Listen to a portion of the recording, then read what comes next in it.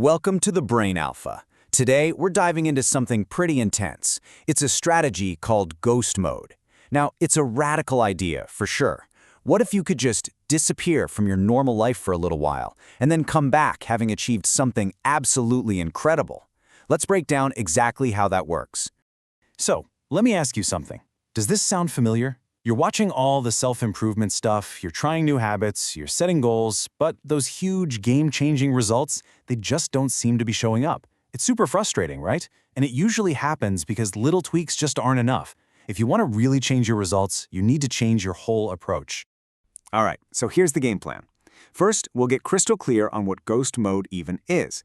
Then, we're going to walk through the 7 key steps, and we'll group them into 4 main phases: building your foundation, sharpening that focus, creating your daily system, and finally, how to keep that momentum going.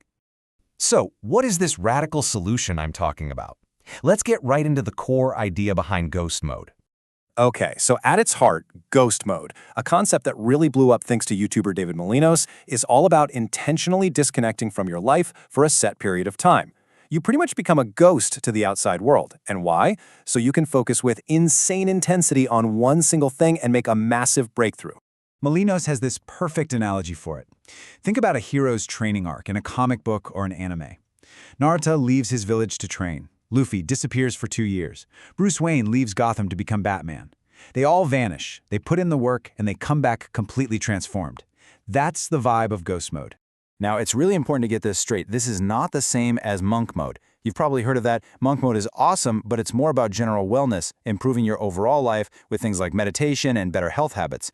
Ghost mode is different. It is laser-focused on one thing, a specific, tangible result. It's not about feeling better in general. It's about a direct, all-out push for one single win. Okay, so how do you actually get started? Well, the first step is to build a rock-solid foundation. And you know what's weird? It doesn't start with you. It starts with the people around you. And this brings us to a really tough question, one you've got to be honest with yourself about. Take a hard look at your inner circle. Are your friends just friends for killing time with? Or are they actual allies who are pushing you, supporting you, and helping you move forward? When you're in ghost mode, the rule is brutally simple. You have to distance yourself from distractions. And yes, that can include friends who just drain your time and energy. You're not looking for social buddies right now. You're building a team of allies, people who are on a similar mission, who get the intensity, and who won't be dragging you back into your old ways. I mean, this step alone can free up so much mental energy. Once you've got your environment sorted out, it's time to sharpen your internal focus. These next 2 steps are all about taking all that energy you just reclaimed and pointing it in one single, powerful direction. Step 2. It sounds so simple, but this might be the most critical piece of the whole puzzle. You have to commit to one, and I mean only one, clearly defined goal. So why just one? Well, because having a bunch of goals is really just an excuse. It's a safety net, right? If you fail at one, you can just tell yourself, oh, well, at least I'm still making progress on these other things. Your brain loves that. It helps you avoid the sting of real failure. Ghost mode says, nope, get rid of the safety net. You pick one thing, and you decide you are going to achieve it, even if that means everything else has to take a backseat for a while. And to achieve that one goal, you have to be absolutely ruthless with your time. Step 3 is to eliminate all the non-essential distractions. You know what they are.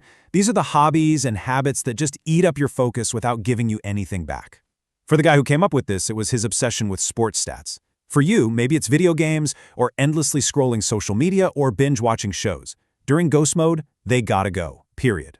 So you've got your allies, your one big goal, and a distraction-free zone. Awesome. But how do you turn all that potential into actual daily action? That's where the system comes in. Steps 4 and 5 are all about building a daily rhythm for consistent, high-level performance. Now, this next bit might challenge everything you've ever heard about productivity. You know, so many people talk about these long, elaborate morning routines, but what if that 2-hour ritual of meditating and journaling and saying affirmations is actually just a fancy way to procrastinate? The answer to that is the 0 morning routine. The whole goal is to be working on your most important task within 15 to 20 minutes of your eyes opening. The process is dead simple. 1. Get some sunlight in your eyes to wake your brain up. 2. For an optional but crazy effective energy boost, take a cold shower. And 3. Get straight to work, no messing around. You capitalize on that peak morning focus instantly. And the bedrock that makes all of this intense work even possible is step 5. Sleep. This is completely non-negotiable. Seriously, if you aren't getting 7 to 8 hours of quality sleep, nothing else we've talked about matters. The rule is simple. Be in bed by 11 p.m. No excuses. You can't be an elite performer if your battery is always dead. Sleep is the ultimate performance enhancer. Okay, so you've built this intense system for focus and execution, but how do you keep it going without just completely burning out? The last 2 steps are all about creating momentum that you can actually sustain. Step 6 is about engineering your rewards. Because let's be real, an all-work and no-play approach just doesn't work long-term. The key is choosing the right kind of rewards. Bad rewards like scrolling social media or eating junk food, they just kill your momentum. But good rewards, they actually help your growth. Things like hitting the gym, reading a great book, or learning a cool new skill. They recharge your batteries without throwing you off track. And finally, step 7, the weekly review. This is the simple little system that keeps you locked in and heading in the right direction. At the end of every single week, just ask yourself these 3 questions. 1, what went well? This helps you recognize and repeat your wins. 2, what could I have done better? This lets you fix problems before they get big. And 3, the most important one. What is my #1 focus for next week? This makes sure you never, ever lose sight of that main goal. So, I'll leave you with this question. Just imagine.